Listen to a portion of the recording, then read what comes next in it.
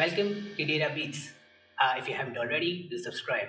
Today, Mona Rakibe, the CEO of Telmai, is here to demystify data observability.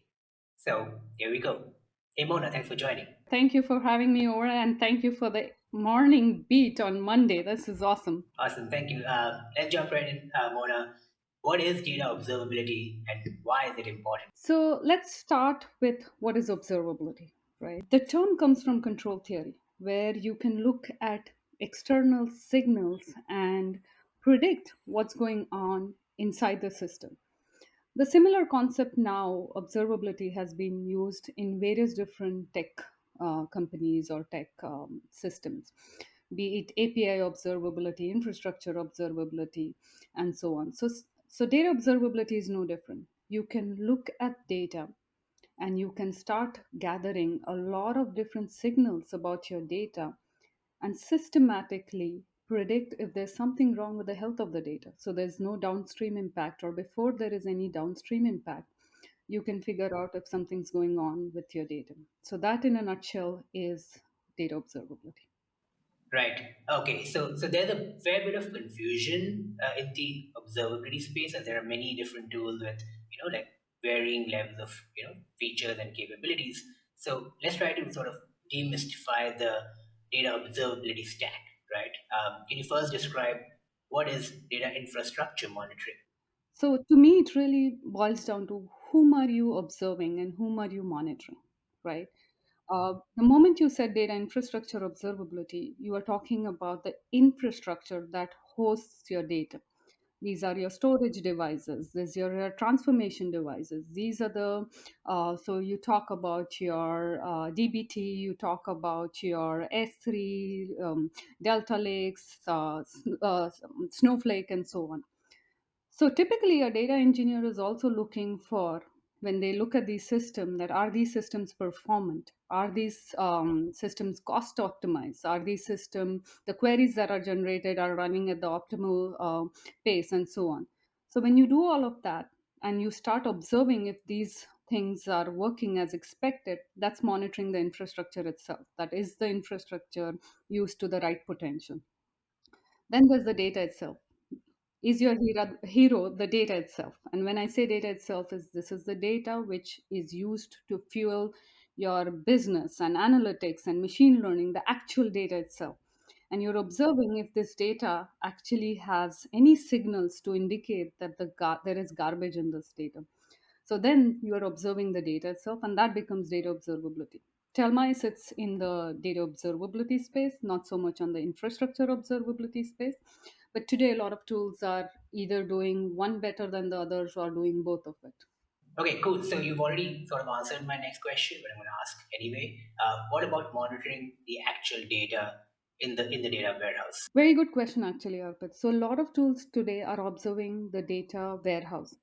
And if you look at a typical data pipeline, data warehouse is the rightmost step of the pipeline. This is where it's almost ready for insights. It's almost is ready for analytics, right? We look at it as the stage or last step of the pipeline. It's very crucial step of the pipeline because it's already been consumed. So monitoring that data warehouse is important. But this is not where typically issues arise. The issues arise at the left of the pipeline, that is source system. And data by nature is transformational, right? So throughout your pipeline, something is going wrong and it could lead and first be seen in the data warehouse. Our philosophy is that you have to monitor the entire pipeline, not just your data warehouse, and protect your data warehouse, which is extremely important. So you can monitor data warehouse, but oftentimes it's not the source of issues. You have to monitor the sources of the issues for any kind of outliers and drips. So now can you explain data pipeline monitoring? When you look at the entire data pipeline, oftentimes it's shown as linear, but in a nutshell, it's in reality it's actually a graph, right? Like you have sources that pump in data, it gets ingested. You might be using different tool for ingestion, transformation. It enters your data sources, and then it's consumed by your downstream, right? Now, when you look at it, you need to, a metric monitoring system like Telmai has to monitor every step in the pipeline in order to make sure there is no issues that get ingested by that specific step of the pipeline. The advantage of full pipeline monitoring is you get to the root cause or you get to the actual issue very quickly because closest to the source of the issue. So, do you think there should be or there can be like a single data quality solution that uh, addresses all of these, different use cases? Depends, but I don't think we are ready right away for that because data quality, to be honest, is so wide because if you think about it, governance comes into that, cataloging comes into that, master data management comes into that. So if we look at data quality, it's definitely there is going to be a lot of room for a lot of different tools, especially specialized tools, and the problem statement is so big that you may need a pieces of these puzzles to work together. So lineage is one such example, right? Like you can do a little bit of lineage within your data warehouse, but if you want to do the full pipeline lineage and tie that back into who has access and governance and all, certain tools do that better than others. So there's definitely going to be room for a lot of specialized tools given the space.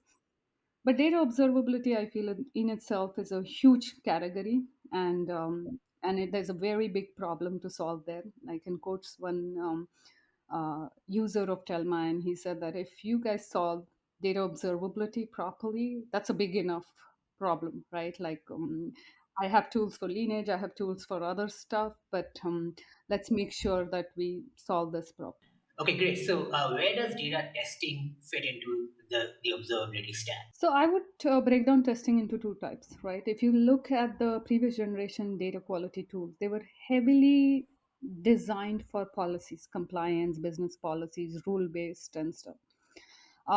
They are still relevant. Business rules are still relevant, and no matter how much statistical analysis, ML stuff do, there will always be a room to do a little bit of a rule based stuff.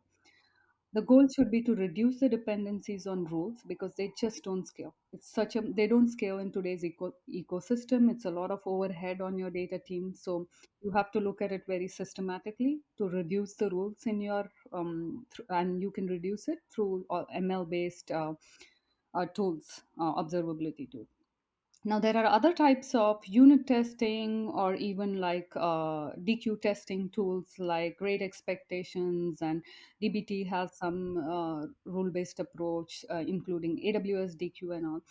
So you may use that as well, but keep that in mind. So they're used to test your data, and you can check completeness, null, and other metrics, but they come with an heavy upfront cost, right, of implementing it, maintaining it, and even ongoing cost of maintaining it and managing it. So keep that in mind. And in philosophy, I suggest that reduce those rules. Don't bet heavily on that because that will what we call as death by rules. That will get you into a trap of rule-based approach.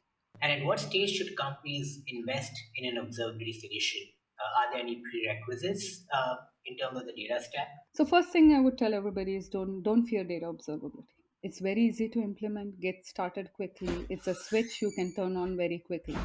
So when I say that, that means that if it is easy to use, then you should get started as soon as possible. The way I look at data observability, it's hygiene, it's the right thing to do, it should be foundational. So get started as early as possible, even if you're just getting started with re architecting your data pipelines. Or when you're adding new sources, also, data observability will completely make that journey much more easier. So get started as soon as possible. Don't have that fear in mind and just turn on that switch of data observability right away. Awesome. Thank you so much, Mona. Last question for you. What's the one piece of advice you have for companies looking to adopt an observability solution? So the main thing is make data observability a strategic priority. So today, a lot of companies know they have issues.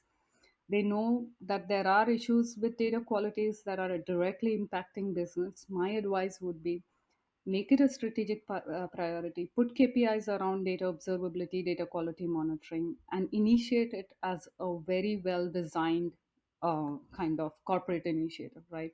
There's no other way that you can improve the reliability of the data set that's important to you unless you make it a priority. And whatever tools you may use, but make it a priority. Thanks again for answering my questions, and you have a great day. Help bridge the gap between data people and non data people. Join us on databeats.com.